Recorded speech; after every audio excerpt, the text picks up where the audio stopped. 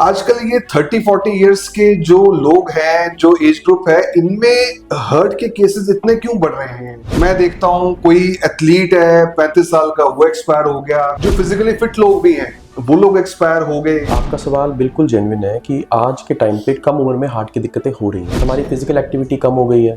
Right. हमारा processed food का intake बहुत ज्यादा बढ़ गया है। हमारे पास बीमारी को पकड़ने की जो क्षमता है वो अब Right. पहले के मुकाबले काफी ज्यादा बढ़ चुकी है। मैं एक बहुत क्लियरली बताता हूँ, 18 साल की उम्र तक जी। हर इंसान का हार्ट ऑलमोस्ट सेम होता है। तो अगर आपके दादा को है, आपके नाना को है, कुछ ऐसी बीमारियां होती हैं जो कि हमारे मदर साइड से आ रही होती हैं। शुगर के मरीज में 70 से कम होना चाहिए। किसी को अगर फैमिली हिस्ट्री है, साथ में बीपी भी है, शुगर भी है, मोटापा भी है, स्मोकिंग भी करता है, तो वो और नीचे होना चाहिए। वो डिस्प्रिन की गोली एकमात्र ऐसी है जो कि हार्ट के अंदर आपके खून को पतला कर सकती है तुरंत। गैस की गोली खा के कई बार लोगों को लगता है मैं ठीक हो गया, वो रिस्क ना लें। बेहतर होगा कि डिस्प्रिन खाएं। नमस्कार, मैं हूं नितिन और आज हम बात करने वाले हैं आपके दिल की, जिस पर पूरी जिंदगी टिकी है, लेकिन जिसकी देखभाल हम अक्सर भूल जाते हैं।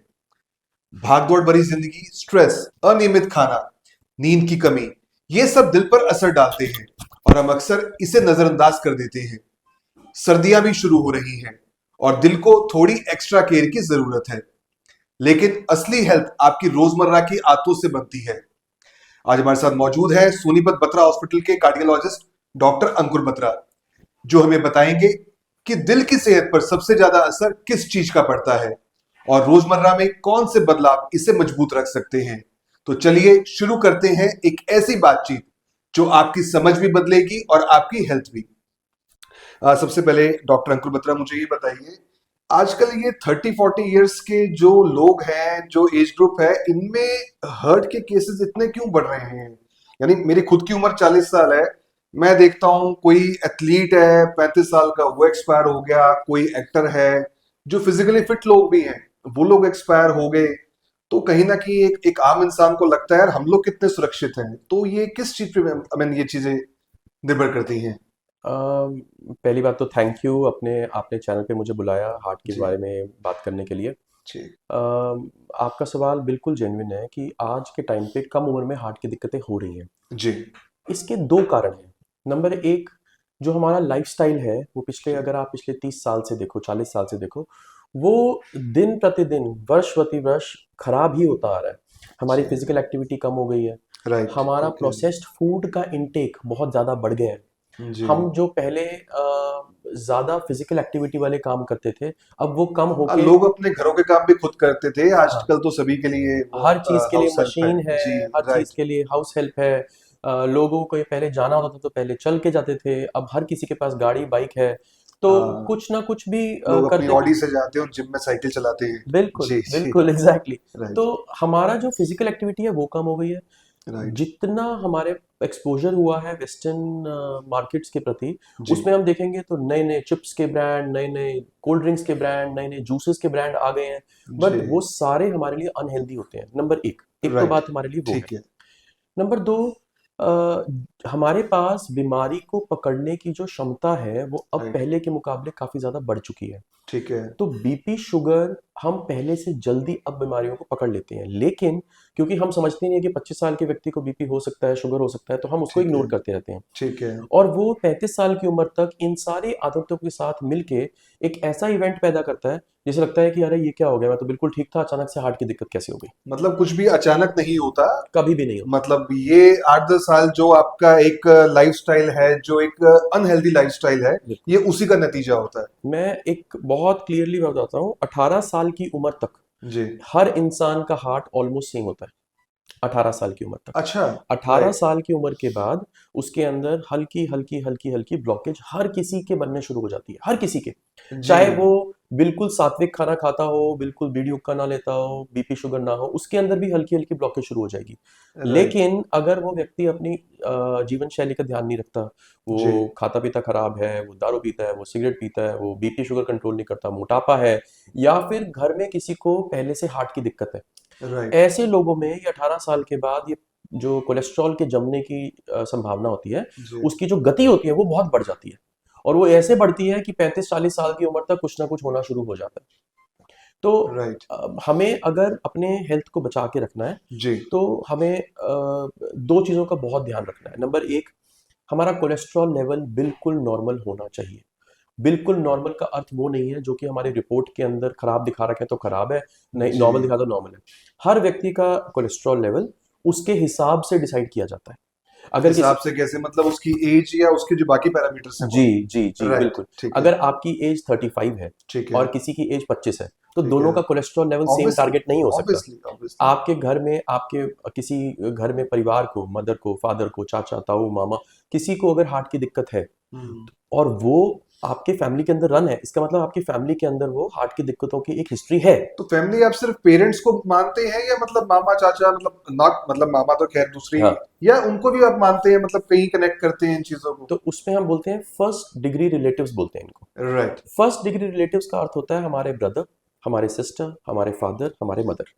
ये होते हैं मैक्सिमम कंट्रीब्यूटर हमारे जेनेटिक हेल्थ के। राइट। लेकिन कुछ बीमारियां होती हैं खून गाढ़ा होने वाली, जिसके अंदर क्या होता है, जिसको हम बोलते हैं skipping the generation. Skipping the जी। जनरेशन का मतलब ये है कि भाई मेरे दादा को थी, मेरे फादर को नहीं है, लेकिन अब मुझे होगी। अच्छा। ओके। तो कुछ बीमारियां जेनेटिक तौर पे खून गाढ़ा करने वाली होती हैं जो जी। कि स्किप करती हैं जनरेशंस।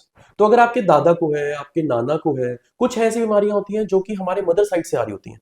तो राइट। ये सब एक डिटेल्ड हिस्ट्री, मेरे हॉस्पिटल में या मेरे पास जो भी मरीज आता है, मैं उनकी पूरी फैमिली ट्री हिस्ट्री लेता हूँ कि उसके दादा नाना जितने तक उसको याद है, किस किस को हार्ट की दिक्कत हुई है, किस किस को अधरंग हुआ है, लकवा हुआ है, कुछ हुआ है तो बताओ।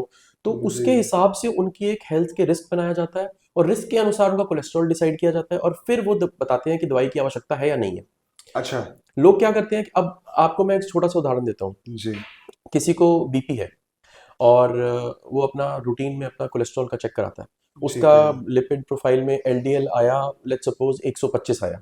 जी। अब अगर हम उसको देखेंगे हमारी जो रूटीन की लैब्स की रिपोर्ट में, तो 125 नॉर्मल कैटेगरी में माना जाता है। ठीक है। लेकिन अगर मैं हार्ट के डॉक्टर होने के नाते बोलूं तो मेरे लिए वो 1.5 गुना ज्यादा है। BP right. के मरीज में it should be less than 70, 70 से राइट। कम होना चाहिए वो। शुगर के मरीज में 70 से कम होना चाहिए। किसी को अगर फैमिली हिस्ट्री है, साथ में बीपी भी है, शुगर भी है, मोटापा भी है, स्मोकिंग भी करता है, तो वो और नीचे होना चाहिए। किसी को पहले स्टेंट डला हुआ है तो वो और नीचे राइट। होना चाहिए। तो हर राइट। किसी को एक कैटेगरी में डाल के हम नॉर्मल नहीं बोल सकते। जी, जी, जी। और सर, जैसे ये बढ़ता पॉल्यूशन आजकल, ये एक्यूआई हम लोग देख रहे हैं इतना पहुंच गया है, क्या इसका भी कुछ कनेक्शन हर्ट के साथ रहता है? ऐसे टाइम पे हर्ट के जो मरीज हैं, या क्या एक आम, आई मीन जो एक नॉर्मल इंसान होता है, क्या उसको भी एक्स्ट्रा केयर करने की जरूरत है? अ, बिल्कुल ज़रूरत है। जो हम अपने स्मोकिंग बोलते हैं कि स्मोकिंग जी। हमारे लिए ख़राब है, वो क्यों ख़राब है? क्योंकि हमारे सिगरेट स्मोक के अंदर निकोटिन के अलावा और बहुत सारे ऐसे केमिकल्स होते हैं, टार प्रोडक्ट्स होते हैं, जी। हाइड्रो केमिकल्स होते हैं, जो कि धुएँ के माध्यम से हमारे लंग्स में जाते हैं जी। और वो लंग्स में जाके अल्टीमेटली हमारे लंग्स को और खून में घुस के हमारे हार्ट को अफ़ेक्ट करते हैं। अब राइट। जो ये एक्यूआई बढ़ रहा है, वो जी। कहाँ से बढ़ रहा है? वो पॉल्यूशन से बढ़ रहा है। और जी। पॉल्यूशन में क्या है? यही सब केमिकल्स जो हैं, जो पार्टिकुलेट मैटर्स बोलते हैं जिनको, जिनका साइज़ 2.5 माइक्रोमीटर से भी कम है, राइट। वो इतना फैल जाते हैं कि वो हमारे लंग्स में जाते हैं और जी। अल्टीमेटली वो हमारे लंग्स में वैसा ही असर करते हैं जैसे एक सिगरेट स्मोक कर रही है। तो वो राइट। एक स्मोकिंग करने के बराबर का रिस्क फैक्टर माना जाता है तो पॉल्यूशन। मतलब बेसिकली मास्क वगैरह, या कुछ आप बताइए भी लोगों को क्या करना चाहिए?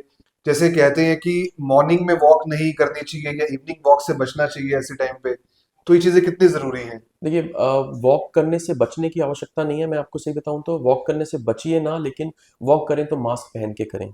नंबर एक, मास्क पहन के ऐसा वॉक। वॉक, मतलब मास्क पहन के वॉक भी करना क्या ठीक रहता है? कुछ लोग ये भी कहते हैं कि अगर वॉक करनी है तो मास्क हटा दीजिए, नहीं तो उस वॉक का फायदा नहीं है। नहीं, ऐसा बिल्कुल नहीं है। जी। ऐसा बिल्कुल नहीं है। मास्क जो है आपके हवा को रोक नहीं रहा, वो आपकी हवा को एक तरह से शुद्ध कर कुछ रहा हद है, तक साफ कर रहा है। कुछ हद तक साफ कर रहा है, कुछ हद ठीक है। तक साफ कर, और जितना ठीक। साफ कर ले उतना अच्छा है।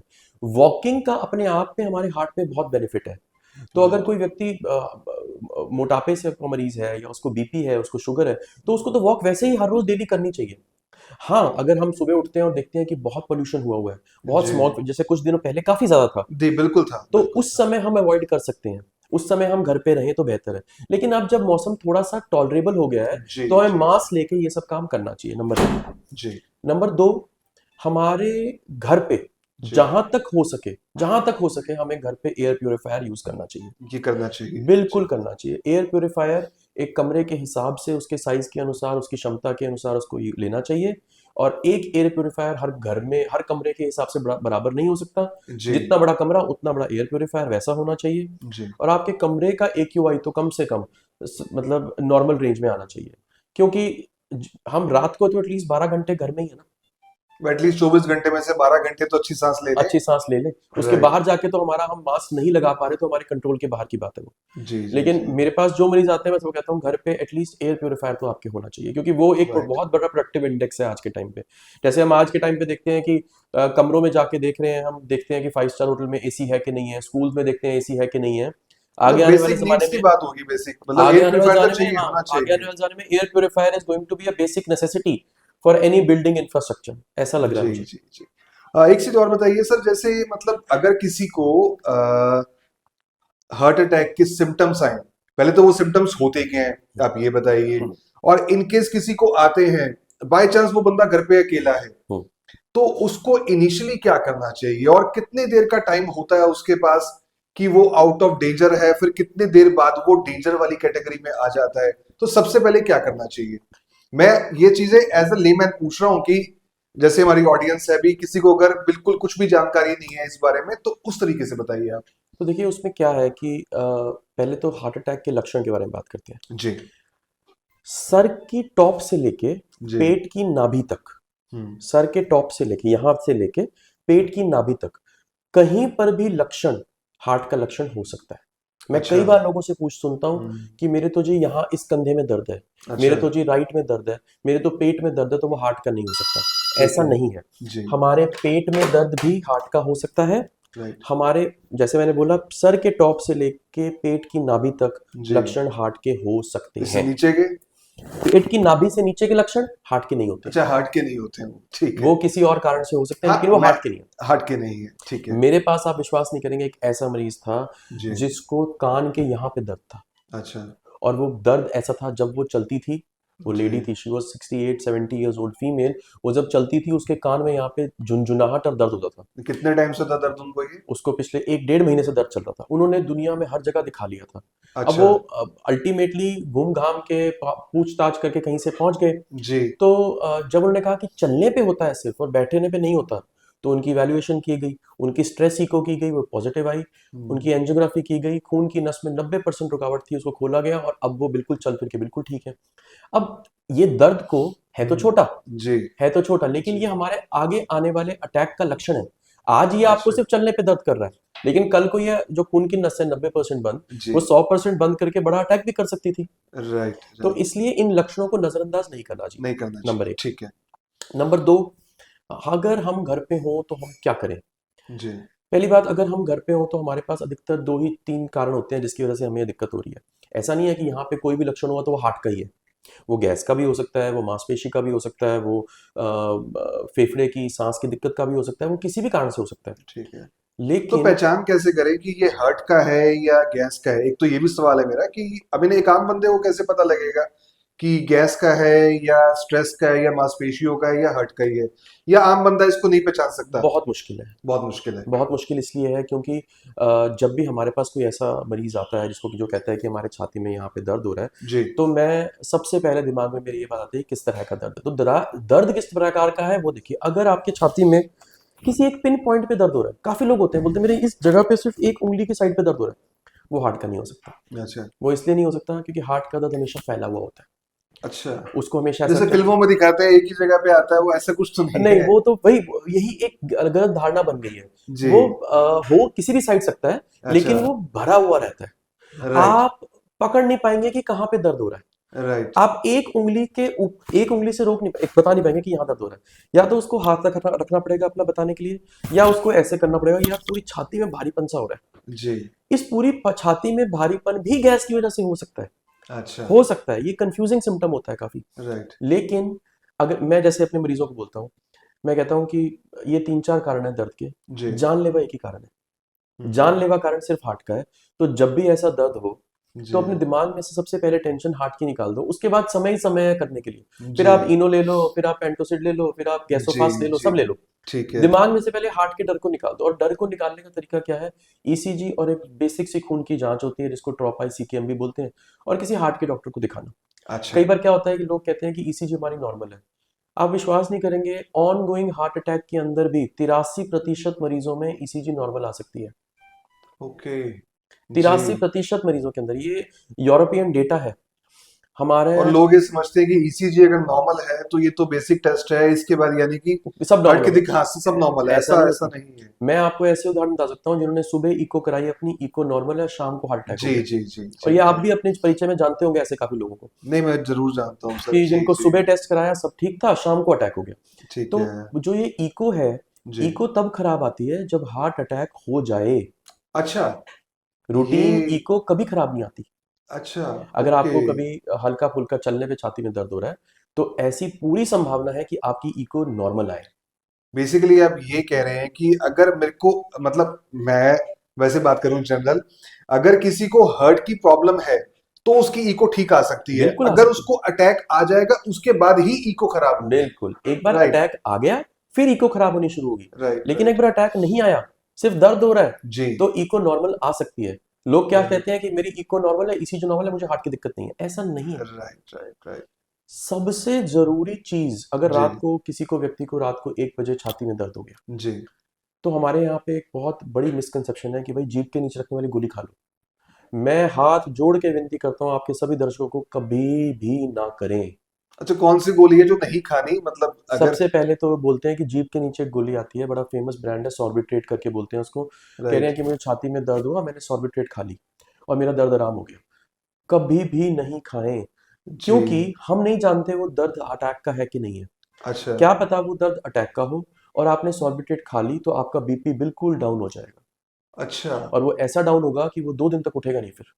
ओके, मतलब वो अब जानलेवा भी हो सकता वो है। जानलेवा भी हो सकता है, क्योंकि अभी अस्पताल में हमारे पास एक मरीज भर्ती है जी जिनको 2 दिन पहले घर पे दर्द हुआ। जी। दर्द होके उनको लगा कि मुझे हार्ट का दर्द है, उन्होंने जीभ के नीचे रखने वाली गोली खा ली, ठीक है। और उसके बाद बीपी उनका हमारे पास आए तो नॉट रिकॉर्डेबल, बीपी था ही नहीं, और हमें जी 1.5 दिन जी लग गया जी। उनके बीपी को ठीक करने में, माय हार्ट को ठीक गॉड। करने में। तो ये कभी ना करें। पहली बात तो ठीक है। सॉर्बिट्रेट ना खाएं ठीक है। जब तक आपका बीपी को चेक ना कर लिया जाए। बीपी जी। नॉर्मल है, 140 के ऊपर है, केवल तभी सॉर्बिट्रेट खाएं, नहीं तो ना खाएं। ठीक है। नंबर 1। जी नंबर 2, अगर हमारे पास कुछ भी नहीं खा सकते तो एक जी। कम से कम डिस्प्रिन की गोली तो साथ में जरूर रखें। कितने एमजी, या वो भी फिर एज पे मैटर नहीं करती नहीं है नहीं, या? डिस्प्रिन की एक स्टैंडर्ड डोज आती है, वो अच्छा। एज डिपेंडेंट नहीं है। वो है ओके। 325 mg की। राइट। 325 mg की डिस्प्रिन की गोली आती है, उसको बोलते हैं mouth dispersible tablet. Mouth dispersible का अर्थ यह है जी, कि मुंह उसको में घुल पानी जाती में है। डाल के पी अच्छा। सकते हैं, जीभ पे रख के घुला सकते हैं उसको, बट एक डिस्प्रिन की गोली तुरंत खाएं, जी। और उसके बाद आप हॉस्पिटल की तरफ जाएं।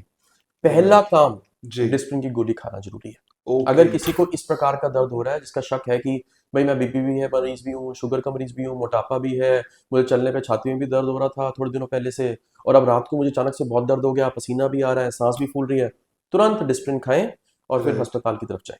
जो जी भी आपके हार्ट के डॉक्टर हैं उनको दिखाएं।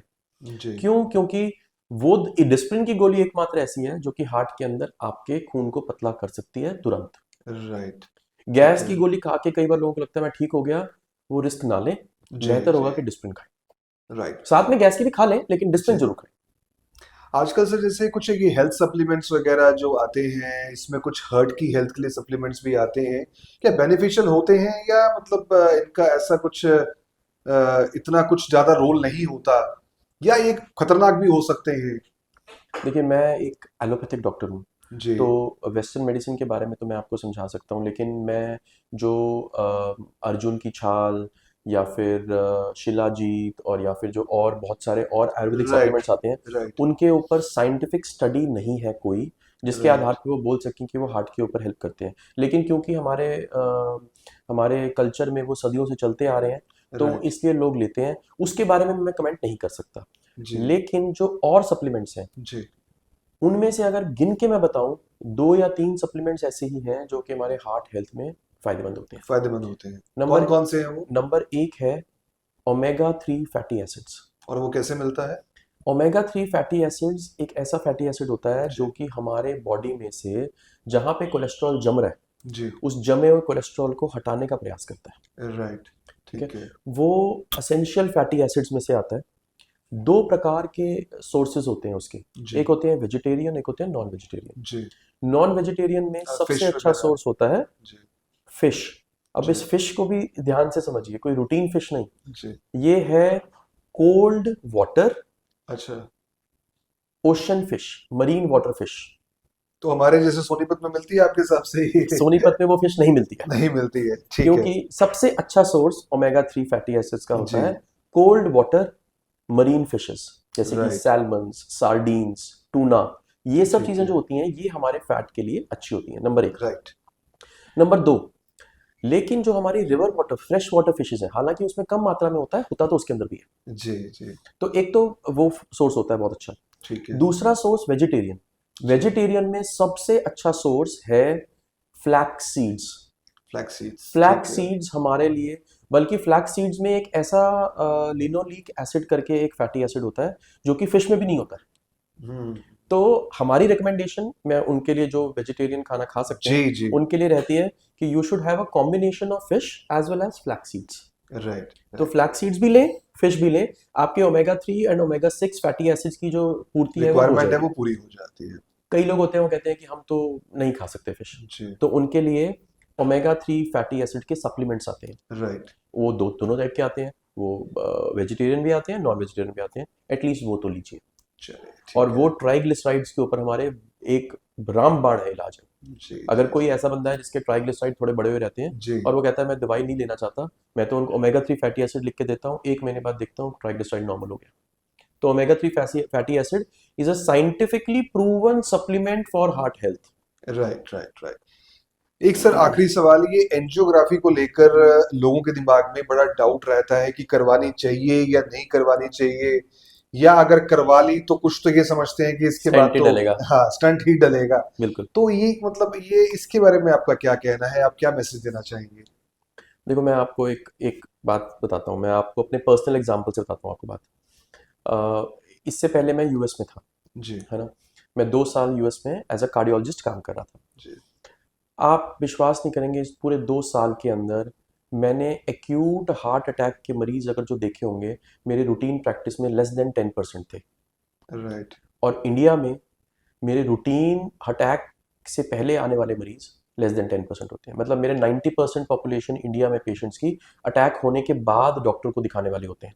राइट, इसके अंदर आप एक कंट्रास्ट देख रहे हैं, क्योंकि प्रिवेंटिव मेडिसिन जो है वो हमारे वेस्टर्न देशों में इतनी स्ट्रांग है कि वो राइट, अटैक होने से पहले ही मरीज को पकड़ के ठीक करते हैं। ठीक यहाँ है, पे क्या है, अटैक होता है, उसको पहले 10 दिन तो वो गैस समझते हैं, फिर उसके ठीक बाद है, भी वो मानते नहीं है, फिर वो घूमते हैं, और फिर जब अटैक पूरा हो जाता है फिर वो इलाज कराते हैं। राइट, इन दोनों में जो डिफरेंशिएट करने का तरीका है ना, जी, वो अनफॉर्चुनेटली दो तरह के हैं। एक है stress eco.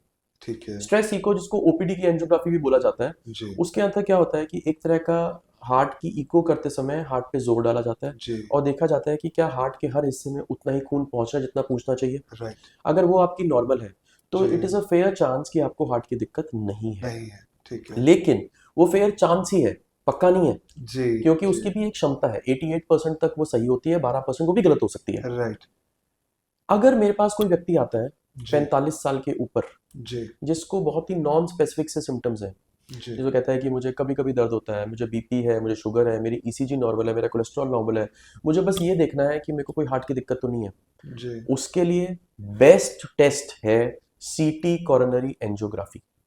Right, CT scan वाली एंजियोग्राफी सबसे अच्छा टेस्ट होता है 45 साल की उम्र के मरीज के लिए। जी, रादर जैसे मैं आपको एग्जांपल दे रहा था, बाहर के देशों में 40 साल की उम्र के बाद हर 5 साल में सीटी कॉर्नरी एंजियोग्राफी कराते हैं लोग।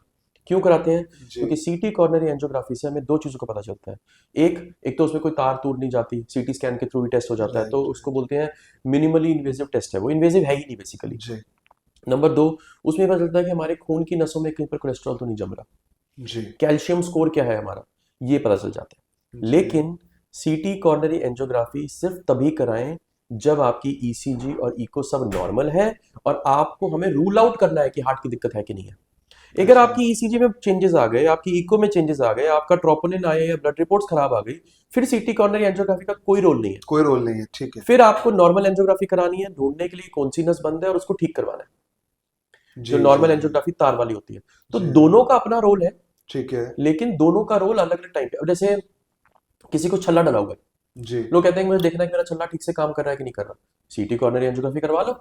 राइट बिल्कुल, उनके लिए मैं मेरे हर दूसरे दिन कोई ना कोई मरीज सीटी कॉर्नरी एंजियोग्राफी करा रहा होता है। राइट तो सीटी कॉर्नरी एंजियोग्राफी उनके लिए बेहतर है। किसी को ठीक है। बाईपास हो रखी है, दिखवाना है कि मेरा हार्ट अब ठीक है कि नहीं है, सीटी एंजियोग्राफी करवा लो। लेकिन एक बार हार्ट के सिम्टम्स होने शुरू हो गए, जी। एक बार दर्द शुरू होने लग गया, ईसीजी में चेंजेस आ गए, फिर नॉर्मल एंजियोग्राफी कराएंगे। तो ये 2 प्रकार की एंजियोग्राफी होती है। राइट। तो एक आम इंसान को मतलब कितने टाइम बाद अपना एक टेस्ट करवा लेना चाहिए हार्ट का, ताकि उसको टाइम टू टाइम पता लगता रहे कि कहीं देर ना हो जाए? मतलब एक आम इंसान की बात कर रहा हूँ, एक हेल्दी इंसान की, जैसे मेरी उम्र 40 साल है, मुझे कितना करवाना चाहिए देखो, अगर मैं यही सवाल पूछूं आपसे तो? किताब के अनुसार बोलूं तो साल में 1 बार। अच्छा, किताब कौन के सा टेस्ट? सबसे मेजर टेस्ट होगा आपके लिए HbA1c, लिपिड प्रोफाइल। HbA1c तो शुगर के लिए होता है? शुगर के लिए होगा, जी। क्योंकि कई बार शुगर जो है अनडिटेक्टेड रह जाती है, अच्छा। हमें पता ही नहीं चलता हमें शुगर है। राइट। शुगर जो है 6.5 6.6 पे चल रही है, वो प्री डायबिटिक रेंज से कब डायबिटिक में घुस गए पता भी नहीं चला, और हम डायबिटीज की सारी कॉम्प्लिकेशंस को झेलना शुरू कर देते हैं। तो हाँ। 6 महीने में अपना HbA1c जरूर करा लें, साल में जी, 1 बार, है ना। जी। दूसरा lipid profile. Right. Lipid profile एक इतना इंपॉर्टेंट टेस्ट है जो कि हमें ये बता सकता है कि हमें हार्ट के अंदर कोई खून गाढ़ा तो नहीं हो रहा। राइट। किताब के अनुसार साल में 1 बार। मैं पर्सनली अपने मरीजों का हर 3 महीने में 1 बार करवाता हूँ। अच्छा, आप करवाते हैं? मैं हर 3 महीने में 1 बार कराता हूँ, क्योंकि बहुत ही सिंपल सा टेस्ट है, बहुत सस्ता टेस्ट है, 150-200 रुपए का हो जाता है किसी भी लैब में। 150-200 रुपए 3 महीने के लिए हार्ट अटैक से बचाव कर रहे हैं, इससे बड़ी कोई बात नहीं है। नहीं, ठीक दूसरा, बात एक टेस्ट होता है जिसको बोलते हैं HSCRP। है। अच्छा, ये HSCRP इतना कॉमन नहीं है शायद? कॉमन या है भी, नहीं भी है, लोग कहते अच्छा, हैं। हाँ, जी।